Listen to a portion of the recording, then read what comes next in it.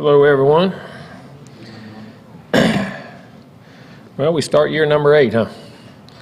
Seems like time has flown, but I'm excited to be here. Spring's always an exciting time for me because I get to see a lot of guys, the jumps they've made, how the older upperclassmen take new roles. You're not in a press situation as far as a game coming up, so you get to, sometimes you see the guys really get to, they feel pressure, but not as much crazy pressure, and they get to really fall into their roles. And spring is a very fun time to experiment, to do things, to work, and have a vision for your team and try to shape it to go that way, and then be able to adjust as they go. Like I say, this team keeps developing its identity and its personality, and you know, again, we always say fourth quarter drills, but for the most part, went very well. I think early we tried an educational process, and our goal for the spring, as we keep finding this, got one. It's the quest for the inches. At the end of the day, that's what it's about, finding the inches. I mean, could you look at our seasons, the last 7? I mean, whether we won them or lost them, you either found them or you missed those inches. I mean, we're 78 and 17 in the last 7 years.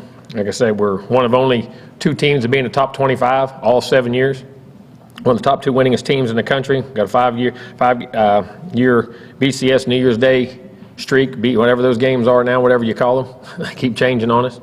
But so we've had a lot of success. But at the same time, you know, you got to continue on your success, and you constantly have to remember what you do well, continue to tweak the other avenues of things you don't, and then adjust each of those things to the guys on your football team. Because each year it's been a different thing that we've tweaked and turned and you know, featured in different ways. But it's going to be a fun spring, I think. I'm really looking forward to it. And again, from what we've done in mat drills, fourth quarter drills, however you want to call them, been pleased, especially the second half. Guys really gotten it, and those young guys, thought the 7 guys that came in fit in really well. And I think our upperclassmen accepted those guys really well and showed them. And some of those guys at the end were, you know, we're right there with those guys running. And, you know, we didn't make a mistake on any of those guys, that's for sure. We feel very confident in the guys we got and their athletic abilities and what the upperclassmen showed them how to work, and was very pleased in that regard. So, and we got a lot of work to do, as always in spring, as all teams do. No matter how many guys, you got 17 starters coming back, but that don't mean you don't have a lot of work to do. I mean, even everybody says you're anxious to see the young guys. I am, but I'm anxious to see the old guys. How much they've improved, how many things they've tweaked and turned, and where they see their new roles as. And some of them have to fall into different leadership roles, and you know, be the experienced guy in the huddle now, or on the field, or whatever it may be. And it'll be fun to go and get some of the guys that were injured back last year. That we had quite a few of those guys, getting them back, and you know, some guys that are banged up that'll miss spring. I'll talk about in a minute. Now that will be out for spring, but then other guys will have an opportunity to step up. That's all part of football. You get an opportunity, you got to take advantage of it. But you know, we've been very proud of the things we've been able to accomplish, and what we've been able to do here. But at the same time, if you're not growing, you're going backwards, in my opinion. It doesn't work that way. You know, you got to keep moving forward. So we'll tweak and turn and look at the things we need to increase on, and try to keep doing the things we've done well, which has been quite a few things. But we're going to have a heck of a schedule coming up, so we need to get ready to go. So questions? When you think about the last time you saw this team, it's been a little bit more than 2 months since you've seen those guys. When do you kind of see, I guess, that change? Is it, you know, a way a certain guy approaches something? Is it something? You see it. We've seen it from day one, from the first day fourth quarter drill started to the day weightlifting starts. I mean, you see, I mean, guys, they know their roles. They had a couple weeks off there, and they come in and they accept it because they're on a sped up schedule. Because today's time, kids know that, and they're doing it in high school. They're doing it all the way up. Guys know their opportunities and what they see, and the guys that don't get passed by. And but you start to see it right off the bat from day one, in my opinion. You know, how will this spring be different than maybe the last 2? 2015, you had a lot of fresh faces. 2016 seemed like you brought. It won't, because well, you see, everybody says, "How's it going to be different?" Here's what I always say, just like the players say, "Coach, you say the same things all the time." I said, when the reasons for success change, I'll quit saying the same things. Because at the end of the day, when the reasons for success change in football, springs will change. And what I mean by that is, we got to be able to play the run, got to be able to run the football. Got to be able to stop, not have turnovers, got to be able to create turnovers. Got to be able to make big plays, got to be able to stop big plays. And we're one of the top 2, in the last 7 years, we're one of the top 2 or 3 teams in the country creating big plays. And we're averaging over 36.5 points a game, so you got to be able to score and do those things. You play great red zone offense, which we were #1 in the country and have been for the last 7 years. On defense, we end up being very good on red zone at the end. It'll be a great third down team. We were a very solid third down team converting. We got to get off the field, you know, on the other end of it. So the things that make you have success, as far as those will still be the things that are emphasized, done over and over and over and over, because they're the reasons you have success. But as far as different Practice schedules will be different. Maybe we'll tweak and turn a scheme on defense, schemes on offense, how we block something, new routes, new combinations, or new things that have evolved coverage-wise or blitz-wise, or we have to go against things that we look at our opponents, things that they're doing differently by what they're doing, but the drills and things won't. But what this may feature at times, the blitzes Miami has, or the blitzes Alabama has, or the blitzes Clemson have, or the blitzes Florida have, or the blitzes Louisville have, or whoever, that opponent may be, North Carolina State or Wake. I mean, all those guys, they all bring different things. From that point, we've already broken those down, and we'll feature those in our spring to get guys introduced to those kind of things. But the base things of what you do will stay very similar. Do you tailor the practices at all based on the type of varsity you have to try to reach some of those goals that you mentioned? Oh, no doubt. And what you think, as you go, where you're deficient at or where you're not deficient at, without a doubt, you tweak and turn. But at the same time, when you go work on all the things that you do poorly, what you do, you get away from the things you do well. And all of a sudden, you don't do those well anymore. You got to continue to do the things you do well and gradually get better to things you don't do well. Everybody says, well, go fix that. Well, I could go work on that all day, and I don't practice what we do well. Guess where that's going to go? It's like cutting one side of the yard. That side of the yard looks pretty. Go work on the other side of the yard. Well, if you ignore that side of the yard, what's it look like? Same thing as the other side look like. So there's a fine line in there about how you got to do that. But we will do it. We issues and things that we need to tweak and turn, we definitely going to do that. Fourth quarter drills, I know it's a lot about conditioning, but how much of it is about competing? It's all about competing. Competing, mental toughness, and that's why I say that's where the inches are found. The motto of what we always talk about, toughness, mental and physical, effort, discipline, and pride. Those aren't just words. That's how you get things done. And like I say, your 54-yard field goal on a play in a Clemson game, 2 or 3 inches here and there. Find the inches. How you cut a drill. How you make a cut. How often can you sink my foot and round that thing without going outside the cone that far? Maybe if I go inside that far, now I cut that guy off on the play, or I get in front of him to make the catch, or I make in front of him to make the tackle. Football is such a game of inches, and everybody says it's cliche. It's not. Go watch the film. And then a lot of times, even when you were having success, we were undefeated, and all teams are. If you watch it, the fine line between winning and losing is always those inches. And that's what we tried to really emphasize. We even went through, we even changed how we did fourth quarter this year. By rating guys, we've always told them what they did. We rate them every day. You come out in a Garnet jersey, you're giving championship effort. Everybody had your thumbs up and all the drills. You never took a play off. You come out in white, you're average. And that may have been, you took 2 plays off. Boom, you're average. And if you're not giving any kind of effort at all, and things that we think is ridiculous, you wear orange. So that way, and you had to wear and work out in that jersey that day. Because trying to point out, because Kai said, well, Coach, you don't tell me. You don't tell me. Yeah, well, I'm telling you every day. This is it. What you're going to do, how you're going to do it. And it's not, sometimes it's effort. Sometimes it's hand on the line, hand behind the line. Every tweak and turn. Finishing every play, not one play off. And it's things you've always done. It's things we've ever done. We've done this in the past. But I think it's very good, especially with kids today. I think the more you show them, I said, and kids at any age, and any time, 25 years ago, I think that's what we did a better job of at times. Now we tell them it's all kumbaya and we eat s'mores by the campfire and how everything nice is. Back in the day, they told you when you were wrong and showed you when you're wrong. That's what we're trying to do. Educate the kids on the effort, the discipline, the toughness, all the things in which we want to do and how we want it done and define it definitively. How'd you come up with orange jersey? Well, you look at it, that's not always a good color around here, is it? How did you see guys kind of respond to? Really good, because they got called out by their peers. It wasn't like, well, hey, man, he's doing me right now. What jersey you in? I know I'm just doing that on purpose just to mess with you. And then guys start watching guys, and we had it on film. Your video, those things, and we watched the video, and we did things, all right, show them this is what effort is. This is not what. This is what discipline is. This is what the proper technique is. This is what, of the drills in which you do. And some are, it wasn't in football positions or anything like that. It was all effort, but this is what we're teaching you. Do it, whatever it is. And if you do that, you'll create a habit of doing it on the football field. So the color jersey thing, is it kind of collaborative between the coaches and the players? No, they don't get no vote. They don't know what they got. It's coaches. Why did you want to do that? I've done it in the past. Oh, yeah. And I've done it in the past, and I've done it at different teams I've been on and different schools I've been at, and it was very helpful because it defines it. And the kid, the worst thing, they'll argue with, it's like, man, coach is doing me wrong, teacher doing me wrong. But wait a minute, that guy's counting on me, my buddy, I'm in an orange and he's in a garnet. You know how many friends you get in those orange jerseys? or whatever that color may be, you don't get many. Because you know why? Guys are here for business. They understand when they can be friends, but on the field, they're going who you can count on. And I want to show the guys on the field who you can count on every play. That's something that's been done at different schools I was at, and I brought it back out. Thought it was very helpful and educational. Not because I think we'll always do it. I think because when you continue to always show kids consistently, I think it takes all the guesswork. All right, what do I got to do? All right, this is it. Here's the example of 3 plays that you didn't do it. Now do it. And all of a sudden, it was amazing. At the end, we probably had, I'm going to say, we had no oranges. And I'm going to say, I'm going to estimate probably 85 to 90% garnets. And it went up each time. Now it would go, and then sometimes they would take a step back. And then that was the ones I was worse on. Because the worst thing for a coach is to count on somebody, count on somebody, count on somebody. And all of a sudden, when it's biggest moment, he picked that day to take off. So once you cross that line, the goal was, if you ever go back, you're going all the way back. And to show them. And I can tell them in life.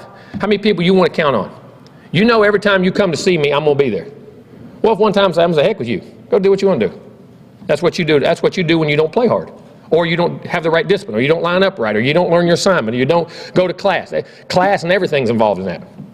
Now, what you do on the field, off the field, everything you do, it's a constant educational process. And don't blame anybody else. I got to tell them all the time, you're not born a winner, you're not born a loser, you're born a chooser. Choose what you're going to do. Jimbo, the fact that you were 85, 90% garnet at the end of winter conditions, That means we got a long way to go. then is there any concern that as you start spring, because at the start of last spring, you were really unhappy with? No, we're farther along now than we were in that by far. Why do you think that is? Because we educate them better. Coach, you come into spring looking at players and have players in your mind that you think are going to step up and replace the ones that have left. But I don't also cloud my vision and become tunnel vision where I can only see them. Because I want to see, you got to go out there and do it. You know what I'm saying? I mean, you have visions, what you want guys to do, and you've talked to them, put them in position to do it. But I also don't see things through a straw.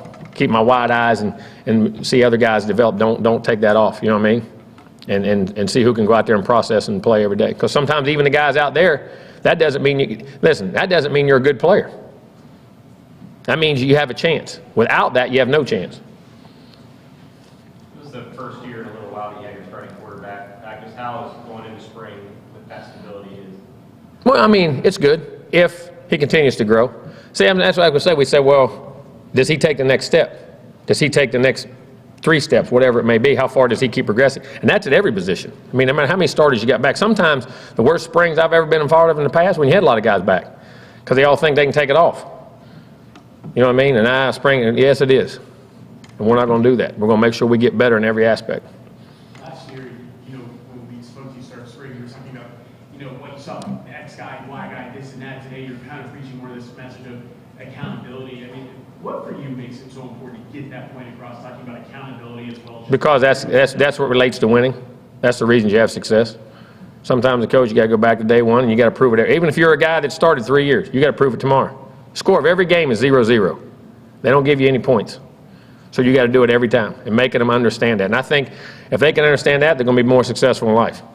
I truly believe that. And going back to, individuals is good, but you have some individual great efforts, but that don't win you a championship.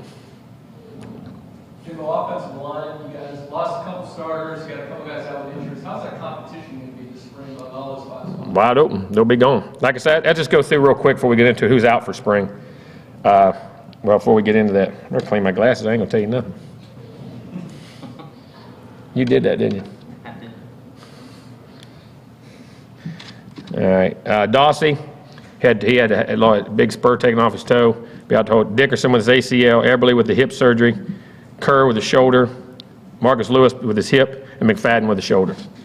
Be out. And then as of out right now, depending on how they, probably not out for the whole spring, but the Shamar Kilby-Lane's got a real bad turf toe. Lane, he had that foot surgery on that outside bone in his foot. He may be back by the second half of spring or the end. I don't know. That'll be. Robbins actually pulled a hamstring, and it was a shame because he's been doing extremely well in the second half of last year. We were very pleased with him. Pulled a ham, so probably this week and next week he'll probably be out the rest of this week. But then with next week we expect him to be back the last 12 days of spring. Torres with his leg surgery and that. And then Wilson Bell will be Wilson Bell will be graduating and then transfer. Who do we play at left tackle? Are 2 or 3 different guys? Mm-hmm. Right now, who's had an outstanding camp, I mean, tremendous, is really, and it's about time, that's what I thought would happen, is Ethan Frith. Frith's having a great time there. I mean, played really well as far as this offseason strength and what he's doing. He'll get a first shot there. Ball, Juwan, and then you got Brock, or you can move Ricky over there if you have to. You know what I'm saying? And what we're doing. So you got plenty there, but Frith right now will start off right there. The play is being very better on the right. Right, as of right now. As of right now. We'll wait and see. But no reason. He's played very well there, got very comfortable. There's no reason to make him learn something all the way new either. And in college football, everybody makes a big deal about the left tackle. It's not the same as it is in pro football. It's good because ends flip-flop. Guys don't play right and left very often. Like DeMarcus, you saw him on both sides. You know what I'm saying? All your big power. They don't do it like they do pro football. Ball's not always in the middle of the field like it is in pro football. Jimbo, Derwin was on that list, so he's good for all the. Oh, yeah. He's wide open. He's been going. Derwin, full go. Cool of you to have Derwin back in practice, just his personality, having that guy. Well, he's been good in the offseason, so we'll find out. Again, he's got to go out there and prove it again, too. What he's done in the past, that's great. Got to go do it again, which I expect him to do that. Is he different as a person from what he was before the injury? Not really. I don't think he is. I really don't. I mean, he may have on his own realized how quick things can go away. You know what I'm saying? You have to ask him that, but I haven't seen any change. He's been the same Derwin. I mean, more mature.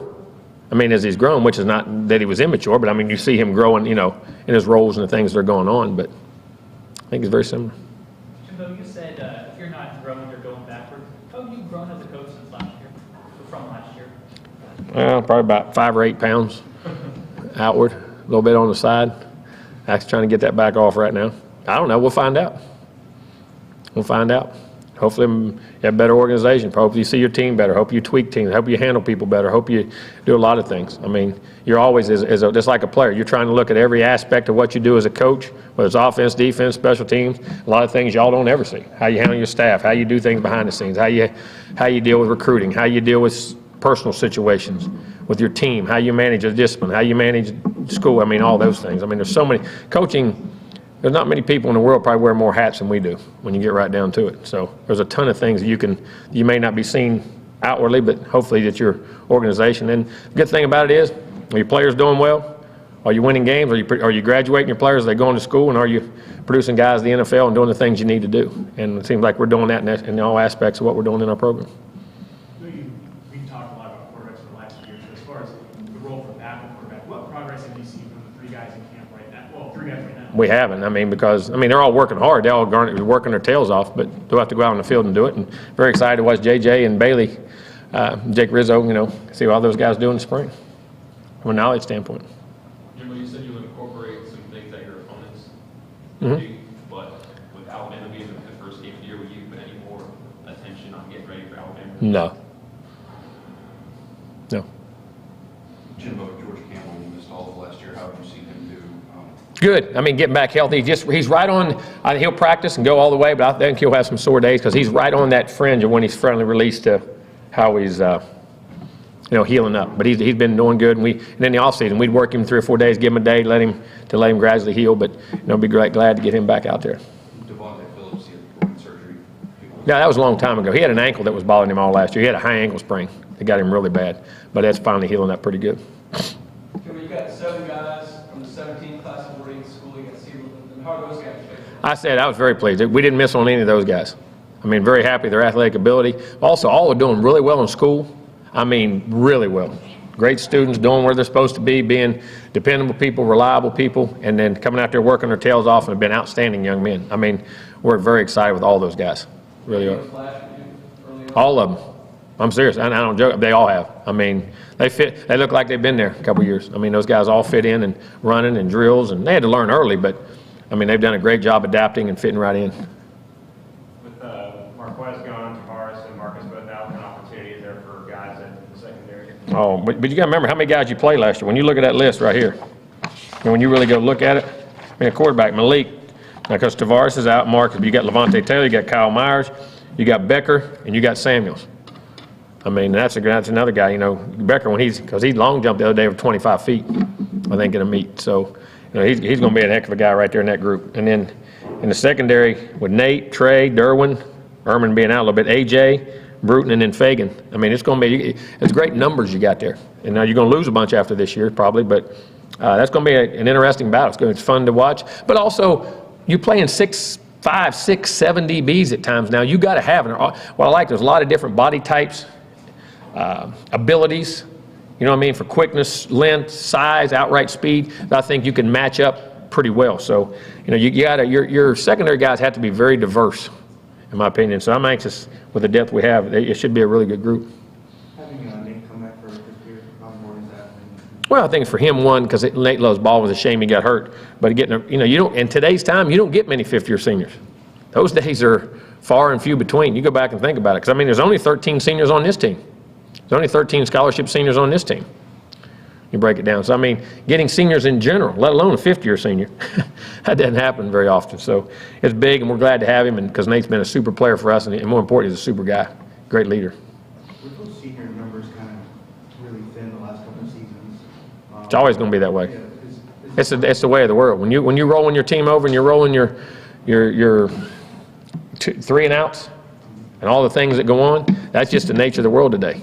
And like I say, back in the old days, people say, and I say this all the time, right now, by the time most of them, with their experience meets the talent, where they can really be that great, great, great player every play instead of having those couple knucklehead plays, anymore they leave. You know what I'm saying? And that's just the way it is. I mean, that's why I say off-field hires, off-field preparation, off-field development, all the things, and being able to have a staff of people that can do things, not anything illegal, but being able to watch film, get cut-ups, I mean, do the different things that you got to do to help develop kids. In today's time, the quicker you can develop them, you've got to speed that process up, because they've sped your process up. The old days, well, I redshirt them, I take care of them. But a lot of those guys, even though they're great talents, they're still not ready to play great football. And I think that's where we get confused. And I think the teams that have that off-field grouping of people and have committed to that, I think it makes it much more cohesive for them to be able to fit in and play early and play well early. Because that's the key, not just playing early, but how well do you play? Do you play well enough to win games or well enough to win a championship? That's a different deal, and it becomes very tough. How would you start off with the defensive ends, I mean, in terms of the strong side? Well, I mean, when you look at him right here, I mean, Sweat, see, people don't realize Sweat can play the run, he can pass rush, but Sweat is powerful. Sweat plays the run extremely well. You got Burns on that, in that group. You got Keith will be in there. Wilkerson will be a big end in there. Robinson is a big end, and Kendo can go back and forth in that whole group. So, I mean, he's a rush in, but also Kendo, he's 240-some pounds, but, I mean, he is strong and going to be a big, big guy. So you got the ability to mix all those guys around. You were really high on Keith Bryant coming into last spring, and then he was... Yeah, he'd been hurt and off, and he's still been banged and bruised. He hadn't been through much of the off-season workout. He's had a foot and some core things. Unfortunately, he's been banged up. So we'll have to wait and see what happens in spring. As a pass rusher, I think Josh had 4.5 sacks over his last 3 games. Was there anything different with him late in the year as to why he... Probably health, much as anything. I mean, you got to remember, at the beginning of the year, he was banged and bruised, and he had that surgery. I mean, that's in week 3, and you keep playing, and he's playing what you got. I mean, that's what you do. People say, "What? No, that's when you're always going to be banged and bruised in football." And so I think then, started combining the moves with the health and feeling good and getting a burst and playing all of his assignments and growing. I mean, and Josh is a sophomore. Second half of his sophomore year, you start processing it out, you know what I mean? And playing really well. And we're very pleased with him. Jimbo, you had the spring game back here in Tallahassee? Yeah, I am. I think it's good. I mean, I didn't mind it where it was. But at the same time, when all those kids come to your spring game and a recruiting deal, you're not on this campus. I mean, there's a negative to that too. It's great to take it, but it's also great when that spring game and they get to your campus and they get to see everything. There's a big advantage to that, especially when kids come from far off, because a lot of times that's the only chance they ever get to come. A lot of them, and if they don't get to come to your campus, you miss out a lot in recruiting on that process. Jim, I just wanted to get back to Josh.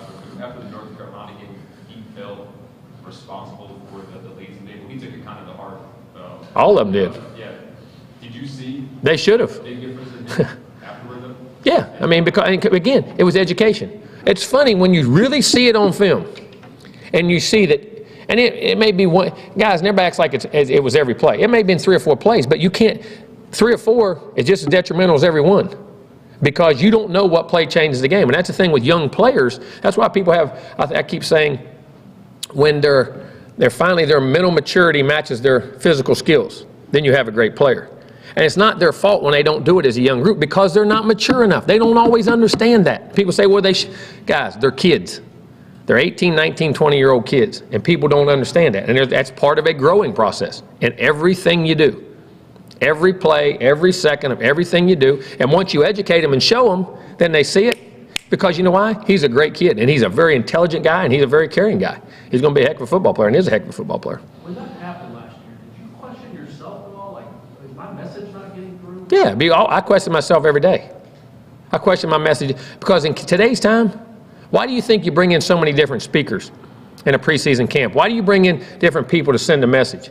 Just like now, when I talk to y'all, y'all interpret it all differently, because y'all don't write the same story. Y'all take one part of it you heard and write in your own way. You go one way, you go one way, you go one way, you go one way. Whatever serves what you need. Players are the same way. They hear, when you're 18, they have selective hearing. They hear what they want to hear. They got 38 people in their ear at home, and there's somebody from home, and I mean, they got all kinds, the amount of, and then they're on Twitter, and they're on Facebook, and everybody's telling them that. If you guys don't think that all matters, you're crazy. All these kids get this information 10 times is not always good. Being able to hear one voice and understand it. So you say things the same way, 3 different ways. Because maybe it resonates a different way. You have somebody else say, how many times have you sat and told your kids to do something and not do it, and a neighbor comes over and says, do it, and they do it? Why is that? What's the difference? There isn't a difference. So I'm saying to your question, all right, obviously that didn't get through to them. So how do I get through to them? I'm not mad at them. How do I get through to you? You know what I'm saying? Like some of y'all still don't get the message. You're still hard-headed. You're hard-headed as the daggone players. But I say that jokingly, but it is. Think about it. Because when we leave here, everybody will write a different article. You heard something different. When you talk to a group of people, you ever hear a speaker talk? So there's usually a couple points that really resonate, but then everybody takes something different from it. You know what I'm saying? So you constantly, that's why you got to say it over and over and over and over. And I always say this from my dad. He never thought I'd listen to him at all either. And now everything I do, man, what would he do? He would have done that in that situation, it echoes back. And the more you just pound it in, pound it in, pound it in. And that's why in today's time, again, I'm preaching again, but when you're playing so many young players and you're rolling your team over so many ways, that's why coaches, we have sleepless nights, because are they really getting it? You know what I'm saying? And at our level, when you're playing it at the level for us, one game is a difference of the season or not the season. You know what I'm saying? And so you're constantly trying to question everything you say to them. And that's why you're constantly on those kids, saying it or having other people say it to them, say it in a different way, bring in a different speaker to get that one message across. You know, you bring in old Hall of Famers, you bring in like Dr. Elko and Trevor and those guys. That's why those guys and that off-field people are so important to today's kids. And it used to be they could come sit in your office 24 hours a day. Can't do that no more. That's a violation. So you ain't allowed around them. You know what I'm saying? So, I mean, there's so many different ways and things, but we got to be accountable for them. And they're playing at a younger age. Because back in the day, they didn't get to play until there was an urgency when they were redshirt juniors. When you get to that time, what do you say? Man, my clock's ticking. I better do what? I better pay attention. It's like I got an F in this class, and it's midterm, so what's that second half of the semester usually be? They crank it up and make a B or C. You know what I'm saying? I'm just saying where people do it. I mean, you got to, the urgency, that's the thing that I think and today's youth doesn't have urgency. They have it about where they want to go and what they want to do, but they don't always have it in work ethic. And I think it's a big downfall. And that's one of the huge challenges for coaches today, is to finding that message and get it resonated across. And that's where your team and your upperclassmen really have to come into play. Can that start when you see that today? I hope so, and that's why I went in this off season. Those are things that the more I can educate them and visually show them, because most athletes are visual learners. If you ever go back and you research in their history of their learning capabilities, because athletics is all what? Done with your eyes. If you can't see it, you can't make the play. I don't care how good a player you are. If you have bad eyes, you ain't playing. If you don't see the play, you can't make the play. So my point is, I've thought of different ways to visually show them who I think has effort. This is what I want. This is not what I want. That's a tweak or a turn that we've done. You know what I mean? To constantly go back to some old school ways. We did that 20 years ago. Sometimes those things work. Trying to find that as much as you can. And I hopefully we'll see it today. If we don't, I'm going to have a fit. The combine just finished. What would you say to a scouting question, Dalvin's times and any of the events? Turn the tape on. How come all them fast guys couldn't catch him? How did he run away from all those guys? See, a combine, guys, we make too much of the combine. All the combine does is reassure. They're going to watch the tape. That's the main thing. And they're going to look at it, and it's going to and if there's a glaring thing that jumps out and says, oh, no, there's something there, okay. But all it does, usually you don't really go up in the combine by great deals. You usually drop more. You know what I'm saying? But his numbers, 4.5 is really fast. Okay? All those, I know y'all in rivals and all this recruiting stuff. If y'all believe all those 4.3s and 4.2s and 4.4s, I'll give you some numbers. You know what the average in the last 17 years? You know what the average DB time is, the DBs? 4.49. You know what it is in backs? 4.56. You know what it is in tight ends? Like 4.78. You know what it is in linebackers? Like 4.7 something, 4.72 outside backers. Inside backers like 4.8. D ends around 4.6 something. You know what I mean? All those blown up numbers, I'm talking about real electronic numbers. When recruiting, it's amazing. Kid's the fastest he ever is when he's 16. It's the fastest they ever are. Just read the recruiting report. Coach, I'm along with Dalvin, obviously his talent, but this time of year, what will you miss most about this kind of competitive nature that he brought to this time of year? I don't know. I just saw him down in the weight room. I was giving him a hard time. He was giving me a hard time. No, but just the smile and knowing, again, what I was going to get every day. Guys, there's nothing more satisfying as a coach to know when that guy walks in the room or he walks on the practice field or he walks in the meeting room, what you're going to get every day. And you could count on it. That gets back to the accountability. As much as anything, the examples of what he did. I mean, the leadership, the yards, the plays. But you knew what you're going to get every day. And if you didn't, all you had to do is walk by and whisper something. Just set him off. He'd just look at you. Like I told you that day when he said, coach me like I'm a freshman again. That's what I mean, as much as anything. Have you seen anybody kind of step up, and obviously the talent's going to be hard to replace, but in that group, who's kind of stepped up in this? They've all done well. We'll find out. I mean, they've all done well in the offseason, but we'll see when they get out there with 11 on 11 and how they play. Jimbo, last spring we saw guys like Dalvin and DeMarcus kind of take players out of the lane, use last season as motivation. Who are some players that kind of? I think we got some excellent leadership guys in now. I mean, I see Sweat and them doing it. I see Sweat doing that at times. But I see, Derwin, really good. Trey Marshall, Nate, those guys are really good. They set a good stage. I'm trying to think, go back through here. Noddy's been a good leader. Go back through it. Britt Derrick's a quiet guy. Matthew's done some good things. Logan Tyler's really athletic. He does a good job leading. Believe that or not. I mean, you think of a kicker, but he does. DeAndre's done an excellent job. He and Izzo's another guy. You talk about Mr. Steady Eddie. You know everything you get done the right way, done in full speed, puts his heart and soul into everything he does. Ryan Izzo does as good as anybody. DeAndre, same way. Ryan Green's had a really good camp. I'm anxious to watch Ryan. I really am. I'm anxious to see where he goes. Ricky Leonard's stepping up in the offensive line because now he was trying to feel his way as a player, but now he feels good, and you see him not only by example, by open his mouth. Of course, Everly did a good job of that, but being out, it's tougher to do it that way. I'm going through and make sure I don't miss anybody. Dickerson will be that guy. He does those things. Been pleased at the receiver position. Those three older guys that play. I mean, two older guys that played a lot have done a good job.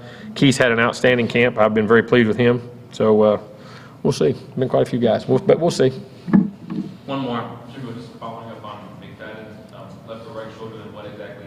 He had a labrum. He played with it all year. He had it all year.